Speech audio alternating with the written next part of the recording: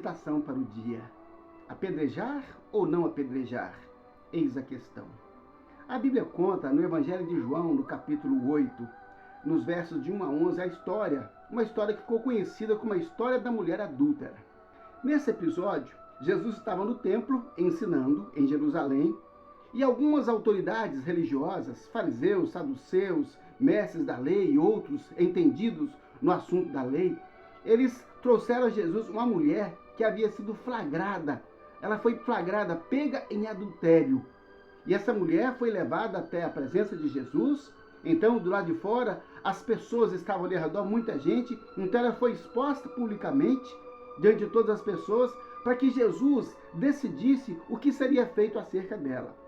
É curioso lembrar, então, que a palavra de Deus, a Bíblia, diz no Velho Testamento, né, que se uma mulher fosse flagrada de adultério, alguém fosse flagrado de adultério, o casal, os dois seriam apedrejados até a morte. Né? E as pessoas, os acusadores, tinham que ser o primeiro.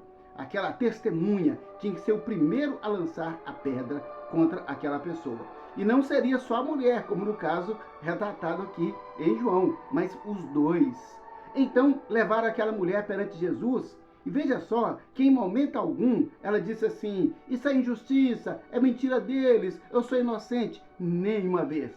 A mulher estava literalmente rendida, entregue à mercê dos religiosos, não é? dos entendedores da Bíblia, da literatura cristã ou da época, né, judaica, e que deveriam dar um veredito sobre a vida dela. Mas levaram aquilo a Jesus Cristo. E disseram para Jesus: olha, a lei manda apedrejar. E o senhor? O que o senhor vai fazer? O que o senhor decide fazer sobre essa mulher? Estamos deixando para o senhor decidir. Sabe, gente, eles esperavam que Jesus naquela hora fizesse questão de cumprir a lei, ou seja, que Jesus fosse um homem politicamente correto, não é? Ah, não, espera aí, eu sou um homem que trabalha segundo a lei, segundo a norma, que eu faço tudo que é certo. Eles esperavam então que Jesus falasse: apedreje essa mulher, já que Moisés disse isso.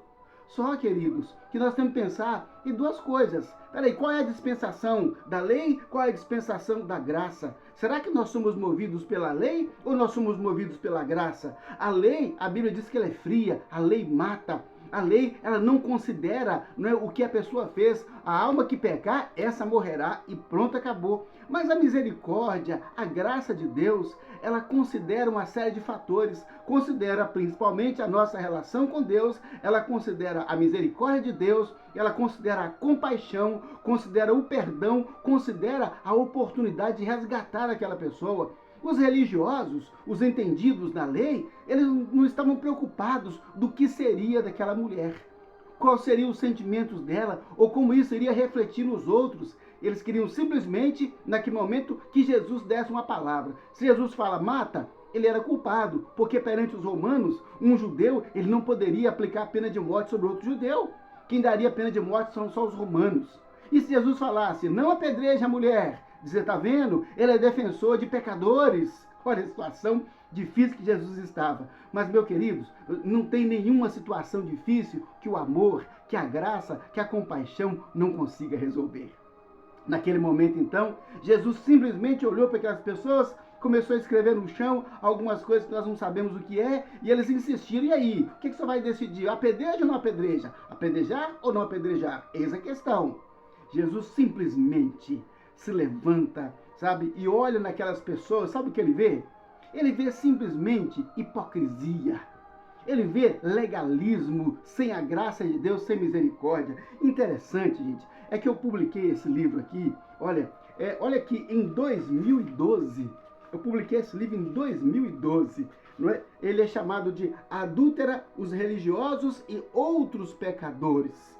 Adúltera, os religiosos e outros pecadores. Esse livro foi escrito essencialmente para combater o legalismo e a hipocrisia nas instituições sociais, inclusive ou principalmente nas religiosas, onde existe muito apego à lei, mas essa lei, ela só existe porque há um ser humano por trás, porque há alguém ali em pauta que precisa ser valorizado, respeitado, socorrido, ajudado. Então, nesse momento agora, que a graça de Deus estava implantada, Jesus olha para aquelas pessoas e o que ele vê? A adúltera, os religiosos e tantos outros pecadores. Muitos.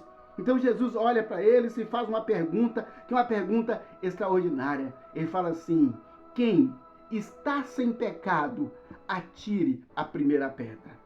Curioso, gente, que muitas vezes o pessoal fala assim: ah, quem não tem pecado. Não, não é isso que está escrito. Está escrito assim: aquele que está sem pecado. Quer dizer, naquele momento, quem aqui está sem pecado, atira a primeira pedra. Sabe, gente, que a única pessoa que poderia atirar a primeira pedra ali seria o próprio Jesus. Mas Jesus é misericordioso, ele é compassivo, ele está preocupado em salvar e não condenar, conforme ele próprio disse, que o Filho do Homem veio para salvar e não para condenar, e não para execrar, e não para lançar fora. Aquele que vem em mim, de maneira alguma lançarei fora. Então nós estamos falando aqui da misericórdia de Deus, da graça de Deus. E aí vale a pena lembrar da palavra misericórdia, porque misericórdia simplesmente significa dar oportunidade a quem não tem nenhuma oportunidade. Isso é misericórdia. Quando a pessoa já queimou todas as possibilidades, o último recurso, ainda existe um, que é misericórdia. Então isso é misericórdia. Ah, e a misericórdia, então sabe o que ela faz? Ela traz perdão. Gente, principalmente se a pessoa se arrependeu, se a pessoa confessou, se disse: olha, eu errei, eu não quero mais, foi um descuido, isso não faz parte da minha vida, eu não sou assim. De fato, nós não somos assim, nós não somos maus, não somos cruéis, não somos adúlteros, não somos perversos. Às vezes cometemos algum ato desatinado, algum descuido. Isso então, pessoal, aí vem a misericórdia de Deus, vem o sangue de Jesus e nos dá a oportunidade, sabe? Então é isso que a Bíblia diz, que se a pessoa se arrependeu, ele vem buscar e salvar o perdido se arrepende, recebe o perdão de Deus, e sabe o que ele faz? Ele continua fazendo a obra de Deus, ele continua servindo a Deus de todo o coração. Então, queridos, como eu falo no livro, né? Puxa vida, tantas vezes, pessoal, pedras que nós atiramos dos outros, deveríamos atirar em nós mesmos. Quer dizer, cada um deveria tirar a pedra em si mesmo, mas muitas vezes é o legalismo, é a hipocrisia que coloca uma viseira no ser humano, e esse ser humano deixa de enxergar a graça de Deus, deixa de enxergar a misericórdia de Deus. Obviamente que isso não pode se aplicar à pessoa que insiste, que ele é teimoso, que ele é pusilânime, que ele insiste na prática do pecado, ele é contumaz naquela obra. Obviamente que essa misericórdia não vai ser dada a ele para ele continuar no pecado, mas é mediante confissão, arrependimento, como o filho pródigo que chegou e falou: pai, pequei contra o céu diante de ti, não sou digno de ser chamado seu filho, me considero um jornaleiro teu. E eu falo: não, meu filho, você está arrependido, você é uma nova pessoa, essa experiência fez de você um novo ser. Vem cá, meu filho, entra para casa de novo, toma o anel no dedo, toma a sandália nos pés, veste uma roupa, vamos comer carne assada, vamos fazer um churrasco aqui e comemorar, porque você, meu filho, andou perdido e agora está salvo. Então, toda vez que alguém se arrepende e diz: sim, eu sou culpado, meu Deus, é hora de celebrar, gente, não é hora de jogar pedra. É hora de dizer: que bom, graças a Deus, há uma festa no céu agora, porque um pecador se arrependeu, porque uma pessoa deixou de ser pecador, abriu mão dessa condição. Então, queridos, é isso que ensina a palavra de Deus. Qualquer sistema humano, legalista, hipócrita, que joga pedra no culpado, olha aqui, ele é completamente contrário ao Evangelho. Então, o que rege a nossa vida hoje não é mais aquela lei mosaica que diz apedreja, não. É aquela lei que diz: está arrependido? Traz de volta, põe o anel no dedo, põe a sandália no pé, troca a roupa dele, vamos fazer um churrasco agora, vamos comemorar que essa pessoa estava morta, ela estava num caminho ruim, agora voltou para Deus. Isso é maravilhoso, isso é evangelho, isso é chamado boas novas, isso é chamado de mensagem do céu, isso é chamado de mensagem de Deus. É isso que nós pregamos, é isso que nós ensinamos, e é isso que nós temos que viver. Não apenas colocar no papel e ensinar, mas é o que nós precisamos viver no nosso dia a dia. Assim, haverá festa no céu constantemente. E quantas pessoas que muitas vezes estão com seus pecados escondidos terão coragem de confessar, porque saberão que serão amados e perdoados. E, ou seja, perdoar, gente, significa não levar em consideração. Não considerar, isso é perdão. Perdão é uma palavra difícil, não é uma palavra fácil, não. Então, perdoar significa: olha, eu não considero aquilo, é como se não tivesse feito. Isso é perdão. Por isso que a Bíblia nos diz que eu, o Senhor, perdoo e esqueço. Dos vossos pecados não me lembrarei e nem deles farei menção, porque eu, o Senhor, perdoo e esqueço. Mas acontece que o religioso, mas acontece que o fariseu, ele não perdoa, ele não esquece, ele não deixa uma pessoa sepultar o seu passado, ele sentencia essa pessoa a uma prisão perpétua no pecado, dizendo, olha, você é perpetuamente pecador e vai ter que carregar com a sua culpa, como aquele miserável que andava com um cadáver preso nas costas, dizia, quem me livrará desse corpo de morte? Jesus se livrou desse corpo de morte, Jesus me livrou desse corpo de morte, Jesus nos livrou desse corpo de morte. Hoje nós estamos livres, portanto agora nenhuma condenação há para os que estão em Cristo Jesus, que não são chamados segundo a lei, mas segundo a graça de Deus, não estão na lei, mas estão no Espírito de Deus.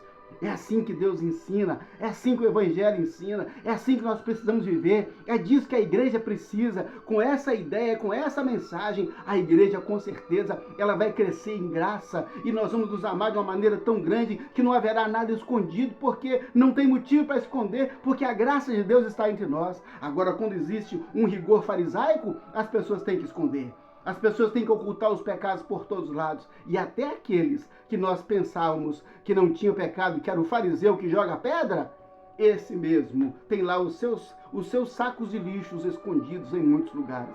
Mas não pode revelar. Por quê? Porque que imagem as pessoas têm de mim? Que imagem as pessoas terão de mim? Sabe, gente, viva a graça de Deus. Ensine a graça de Deus. Demonstre a graça de Deus. Sabe, nada de apedrejar, mas nós vamos socorrer. E os religiosos apedrejadores? Deixa que Deus os julgará.